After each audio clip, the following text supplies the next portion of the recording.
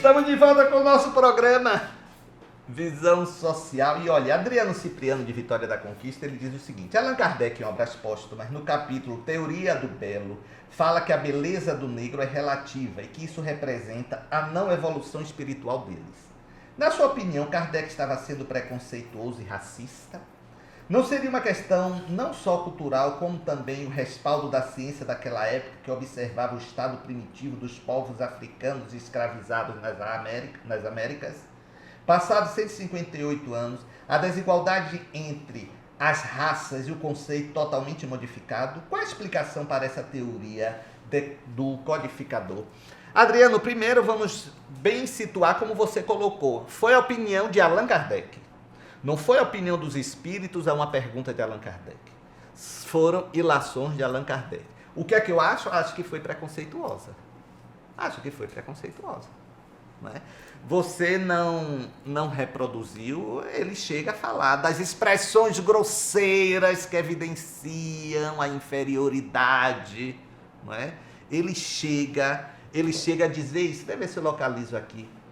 Ele chega a dizer isso com todas as letras. Então, ele foi. Por que motivo? Pode ser por tudo isso que você falou aqui, em relação à época, em relação à cultura dele, não é? Tudo isso você tem razão, mas ele colocou, não é? Ele colocou. Vamos ver aqui o texto com precisão, para a gente não ficar divagando.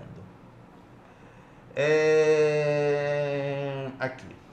Será beleza coisa convencional? Isso está, gente, no capítulo, em Obras Póstumas, primeira parte, no capítulo 11. Será beleza coisa convencional e relativa a cada tipo? O que para certos povos constitui a beleza não será para outros horrenda fealdade? Os negros se consideram mais belos que os brancos e vice-versa. Nesse conflito de gosto haverá uma beleza absoluta? Em quem consiste ela? Não, aqui já é opinião, não é bem o texto, que esse não é o texto. Este não é o texto, porque eu conheço o texto, não é esse o texto. Vai ser difícil, eu não separei antes. Mas, em verdade, ele evidencia sim um preconceito, não é? Eles evidenciam um preconceito esse que a gente pode tentar, não é, justificar, falando que foi em razão do seu tempo, da sua cultura, e era isso que se tinha. Não se esqueça de que ainda existia, como você bem colocou, a escravidão, ainda existia a escravidão, e a escravidão, em razão da própria Igreja Católica, os negros não eram considerados seres humanos, não tinham alma, não é? Então, isso evidencia, sem sombra de dúvida, a gente pode tentar justificar, mas na época, tudo isso. Mas a verdade é que houve sim um preconceito, e a gente não pode tapar o sol com as peneiras. Mas o que eu mais me apego nessa questão de Allan Kardec é que foi uma posição dele. Não foi algo que... Aqui, ó, era esse texto aqui que eu queria pegar, só um pedacinho dele. Ó. O negro pode ser belo para o negro como o gato. Observe. O negro pode ser belo para o negro como um gato é belo para um gato. Você já vê que compara com um animal, não é? Mas não é belo em sentido absoluto, porque seus traços grosseiros, seus lábios espessos, acusam a materialidade dos instintos, podem exprimir as paixões violentas, mas não pode prestar-se a evidenciar os delicados matizes do sentimento, nem as modulações de um espírito fino. Isso é o quê?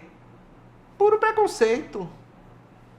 Então você tem que ter a boca assim, ó. A boca assim, fina, não sei o quê. Então gente. Não é? A gente pode tentar escamotear, porque quem ama, não é?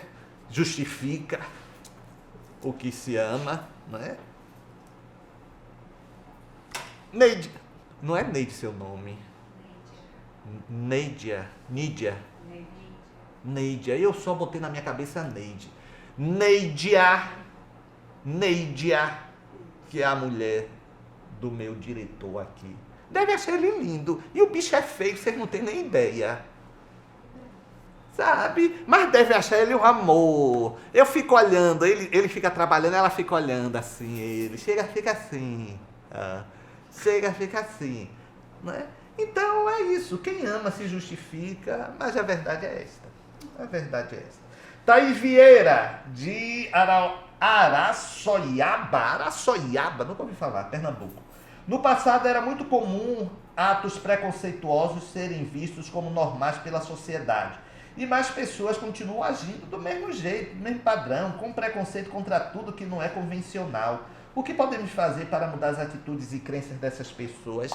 Não mudar em relação às pessoas, mas você fazer a sua parte em relação a você, se posicionar sem medo. Se posicionar sem medo. Confrontando, sim, as atitudes preconceituosas. Né? Um colega meu, de Justiça do Trabalho, diretor, não é? Então, ele, poxa, eu estou dizendo diretor, significa o quê? Que ele estava até bem vestido e tudo, né? Que não justifica nada, né? Que ladrão, bandido se arruma bem para não chamar atenção, inclusive. Mas, de qualquer forma, né? Ele entrou numa loja, uma loja aqui em Salvador, até de móveis, numa Alameda aqui conhecida. E aí o segurança começou a seguir ele. Do nada. Do nada. Por que estava seguindo ele? Aí ele foi perguntar, por que você estava me seguindo? Não estava. E ele viu a dona da loja apontando. Ora, e dizer que não tem preconceito? Magali Melo, do Rio Grande do Norte. Por que existe tanto preconceito contra os espíritas? O preconceito anti-espírita assemelha-se à prevenção contra o cristianismo no mundo antigo? Isso diminuiu muito, Magali. Eu não acho, não. Eu acho que hoje em dia, até sobre alguns aspectos, o pessoal até fala que é espírita, que dá status. Não, eu sou espírita. Aí, me deixe, viu?